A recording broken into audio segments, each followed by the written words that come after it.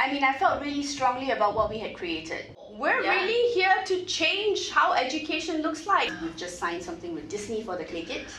Learn numbers, learn what they mean, learn the relationships, learn the pattern, learn how to manipulate them, learn how to make them work for you.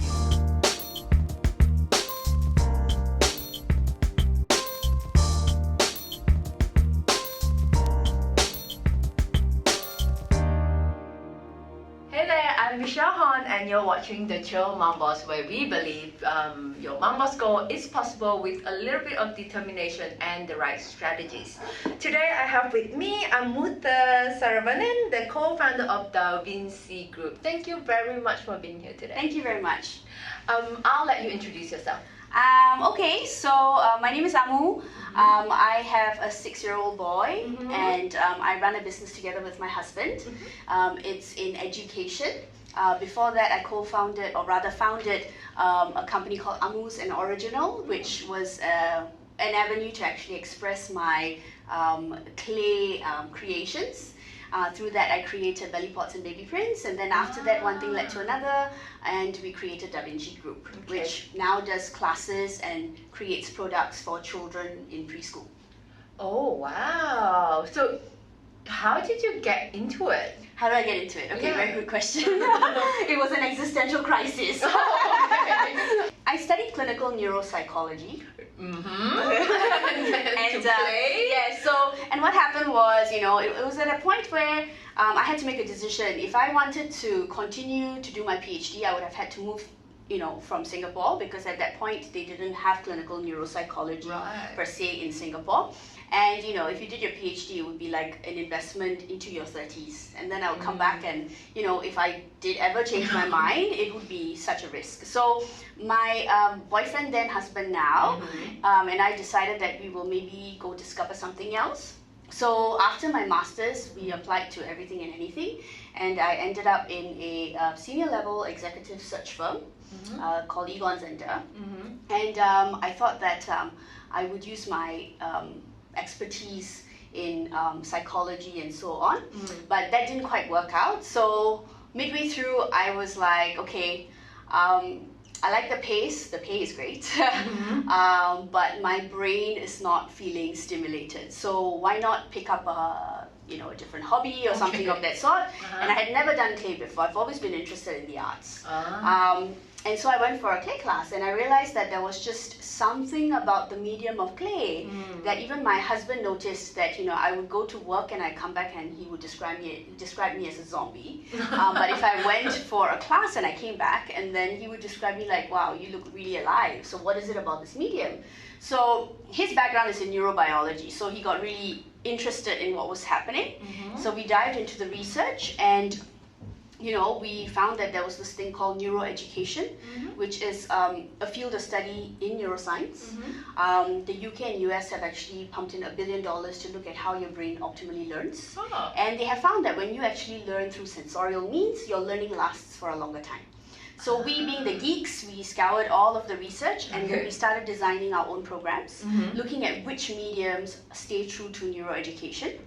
And we discovered that clay is one of those platforms, and today we have 7 other platforms using theatre, jazz music, our own deconstructed robotics, and so on and so forth, that we do in preschools in Singapore. So we've worked with over 300 preschools in Singapore to date in the last 7 years. Wow! And have reached out, thank you, and have reached out to about 20,000 children.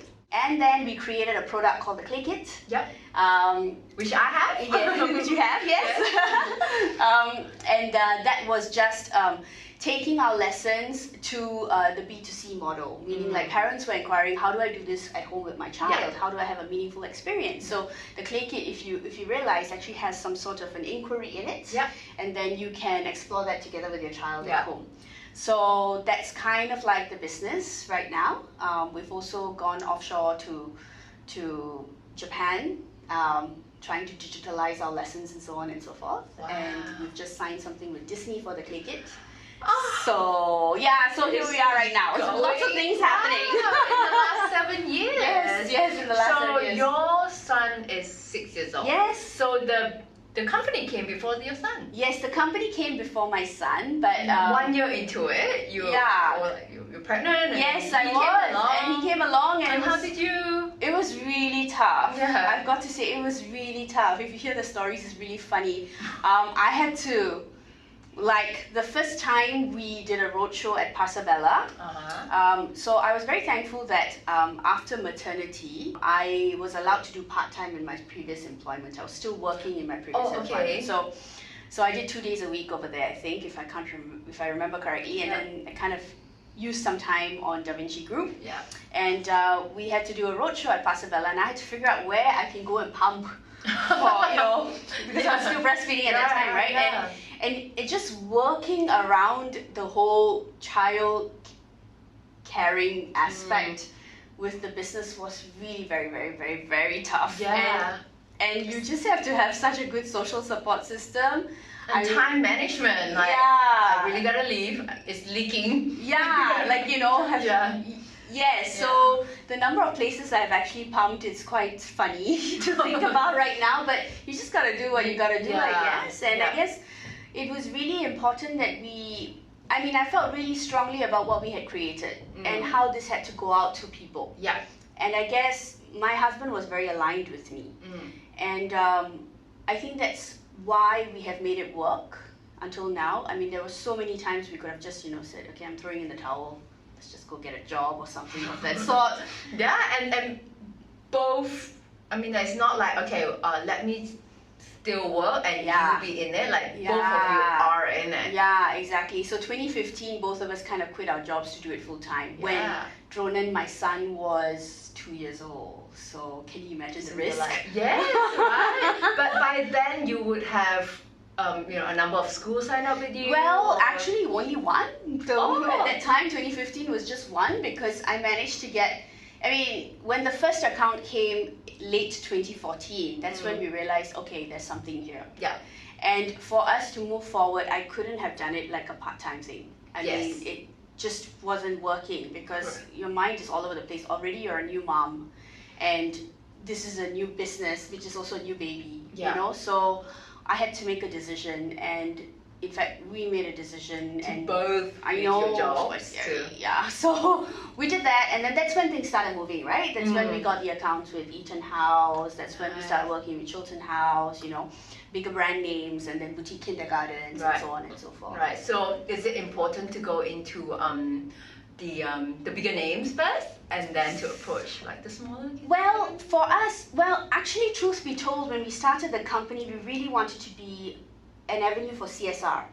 So, we envisioned that our programs would be funded by big companies wanting to do corporate social responsibility, and that they would fund the underprivileged kids going through our programs. But at that time, didn't turn out. nobody wanted to give us money. So because it's probably not proven yet. They didn't know the track record. They were just, if they actually believed us, they would be believing two crazy academics. So and then after that, we wanted to work with PCF. And we did work with PCF. PAP Community Foundation, the Sparkle Tots and so on. Yes, yeah. So we did. And, but then breaking through such a big organization is a really big deal. And we worked with a couple of the centers, but it didn't quite make sense at that time as well. So we decided that, maybe we have to go premium in order to scale down different versions so that we can get to the low-income sort of bracket as well. They can't afford it. Exactly. Right? So this would be like the extra enrichment class that the preschool offers you. Yes, for some of them, and for some of them it's part of their core curriculum as well during the daytime. So those were the two sort of avenues we looked at. Yeah. So to answer your question, yes, we had to go premium, not because we wanted to, but it was just a strategy that we had to adopt so that we would be seen and heard in a faster way. I see. And so the early days were just the two of you? Yes. When knocking doors to preschool and say, we have this program, and you train the teachers, or you we went in first. Yourself? We went in for most of our first few classes. So we bootstrapped for about 4 years in our house. So there came a point where we had So you had all the materials in your house, you're building it up, and then your clays and everything, and then you just bring it every day to different school that you need to teach, and you taught it and delivered those classes yourself. Yeah, and it didn't look like a house. It was not a house. So finally, it came to a point where we had like 10 trainers sprawled across our house trying to get work done, and then we thought So about you trained the trainers? Yes, we trained our own trainers. Yeah, because it's a unique curriculum. Correct. I mean, like, in the early days, it was so difficult to wrap your head around what this is. Yeah, how do you even explain it to people? I still don't think I fully get it, but I know you're an education based on neuro-linguistic, or what, sorry? Neuroeducation. Neuroeducation, and it's by a touch. Hands-on sensorial thing. Yes, that's good already. That's very good for a first time of understanding. And I think we had to really make sure that our trainers were delivering the program based on the design of how we created it. So, which is why we weren't ready in the early days to go to a school and say, let me train your teacher to actually do this, because that would be a different model altogether. Yeah. It's also something that you picked up and learned along the way, because you're not educators. Yeah, so we are academics, and everything that we created was based on, so see, that's the difference, research, right? And hard science, yes. So that's the difference, right? Because until this point, we realized that education was really based on observation, interpretation, and documentation. It was more experiential, and it was more of, there wasn't really hard science behind it, okay? And that proved to be a problem because your parents have become very discerning, and then they ask, so how do you know that they're actually studying or learning or anything of the sort when they're playing? Right? And the only answer you can give them is, well, because they remember it in another situation, or anecdotally they remember this, and so on and so forth. But if you can actually create a design of a program that's based on how your brain perceives information, then you can convincingly tell the parent, yes, I have this here because this leads to more attention, focus, concentration, right? And throughout the years, we've created like avenues to do these assessments as well, so that parents actually know that it works. And you have some sort of results to show them. Yes, absolutely. It's very result-based. Yes, especially for Singaporean parents, right? I know, right? Because the first thing is, why am I doing arts, right? Because they're always about like, let's study, right? So that was a big barrier to break. And then after that, when you're doing arts and then you say you have a little bit of science to actually tell them why it worked, they're more convinced. Yeah. Did you experiment on your child? Of course! Ronan has been doing neuroceramics since 17 months, and that's how I did, right? It's like a focus group, right? Yes, exactly. Just one child, but we also use Sarah's nephew and so on and so forth. But I mean, the results were astounding. Awesome. And like, you know, to see a 17-month-old child actually remembering techniques that I taught him maybe a week ago was really astounding. That was my aha moment, like, wow, this thing really works. Yeah. And then we weren't satisfied. It gives you the confidence as well, right? To go out there. Exactly. But that wasn't enough, right? Because we're just, you know, hardcore academics, and just seeing is not really believing for us. So we actually went to Finland, the world leaders of education over there, to sort of let them critique our work, like say, no, to really get to ourselves saying that, okay, it's not fluff that we've created.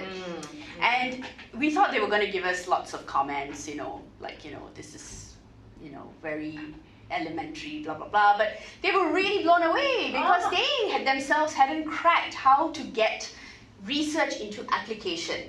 And by that time when we went to Finland, we had already reached out to about 6,000 children. Right. And that for them was like, wow. And so we've actually sort of gotten into a memorandum of understanding with them, with the University of Helsinki, to actually research our neuroeducation-based programs. Oh, wow. So awesome. How's that going? It's going great because we are organizing our first neuroeducation symposium of Asia on the 22nd of October. Oh, wow. Yes, and we've got our Finnish researchers, Dr. Marie, coming in. We've also got a very, very world-renowned psychologist, researcher and journalist, Dr. Susan Pinker. She's giving like an online digital facilitation webinar at the symposium, and we've got 2 other education experts as well.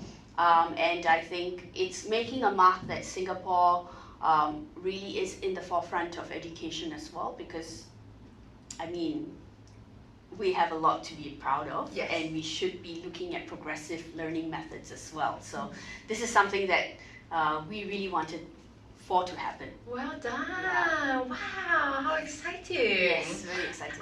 Okay, so when you first started the company, right, with your husband, how did you decide who does what? It was tough. You know what? On hindsight, I would say never do anything with your husband work related, okay? And I think he would also say that because it was very hard. At first I was CEO and then he was COO, and then we realized that no, this is just not working. We're not moving forward at all because he's not the executor. Like he cannot execute like that, like how I do. And then we switched roles. I became COO and he became CEO, and that kind of clicked better. He's more of a visionary. But even then, right, I mean, it's so difficult when you are moving so quickly in a startup situation not to think about work all the time. And I think that we had to really go through many spaces and many sort of waves to come to where we are right now. And now you're in charge of... So now I take care of the education pillar, which is our bread and butter right now, mostly that funds all our different pillars and so on and so forth, which is to go do classes and so on. He takes care of things outside of Singapore right now. So the product as well as the digital online facilitation. But in role aspect, he's CEO and I'm CEO, so I execute. So you still look after operations. Correct, that's right. And he kind of takes care of strategy and so on and so forth. Yeah. I see. And you have how many staff? So we're very lean. We've got only 4 other full-timers aside from us, but a pool of about 30 to 40 part-timers. No, I wouldn't call them part-timers. I'll call them freelancers who are trainers. And they kind of go through the curriculum with us so that they know how to deliver the classes. Okay, so if a trainer wants to work for you, then they'll come in and get some sort of training, then they can go and deliver train. Class. And when they deliver the class, it would have to be through you, right? Organized by you. They can't just go and say, hey, I've learned this, like a certification thing. We do have a certification, but that is a longer training period as opposed to like going in and doing classes immediately. But for right now, most of the trainers come to us. They're under Vinci Group, and that's how they go and deliver the classes to the accounts that we have. And you pay them directly and not through the school? No, not through so the it's school. not like they go and offer them service. Okay. And was it hard, like growing from 2-person to like started hiring and delegating? I think that if there's one thing that's really challenging, is really to work out the human capital aspect of a business. And because who you're dealing with are other human beings who have concerns, who have issues, who have emotions, and so on and so forth. And I think we're still learning how to people manage, and I think it's a lifelong thing. People managing is, it's a lot of work, and people are changing all the time. Like look at like our parents' generation, and then like our generation, and then the generation after us. They all have different sort of qualities and so on. So that's one thing that we are still trying to be better at. And it was tough. It was tough moving from 2 to the number that we are at. 3. Okay, so for someone who is looking at, perhaps has a business idea and thinking of starting something, what's the one advice that you would give them? Oh, wow. Learn finance. Okay. Yes. I think that's the biggest thing that would bring value to the business, which is learn numbers, learn what they mean, learn the relationships, learn the pattern, learn how to manipulate them, learn how to make them work for you. I think if that's kind of taken care of, I think that would give you a very solid basis for running a business. Is that based come from experience? From a lot of experience, painful experiences that I'm still going through. I feel like there's a lot of story behind that. There's a lot of stories. But that'll become a soap opera, so forget it. Alright, thank you so much for sharing so far. And if someone wants to get in touch with you, and what's the plan for the Vinci Group? What's the plan? Well, what's the world plan? domination. In the next 5 years, we really... What do you want people to know? We're really here to change how education looks like and make sure that your children are going to be contributing global citizens. Yes, and will not be obsolete for the future in another 20 years. Yeah, because that's what people are always Worried about. Oh, Yes. you know, we won't have jobs anymore. Yes. And that. Yes. And your education Allows them to really be values driven, so that the things that they're learning is based on skills. It's about how you are adapting your mind to think, so that you would always be relevant given any situation. Yeah. Yeah. Great. Okay. Awesome. Thank you so much for being here. Thank you. It was quite a journey. Yeah, it's quite a journey. It's still a journey. We haven't even scratched the surface. Of course. And all the best for the symposium. Thank you. That's coming up very soon. Yes. And of course, we will leave all the link to the Vinci Group and about Amutha in our show notes. And if you find this useful, please share it with your friends. Please join us again next time. Bye-bye. Bye.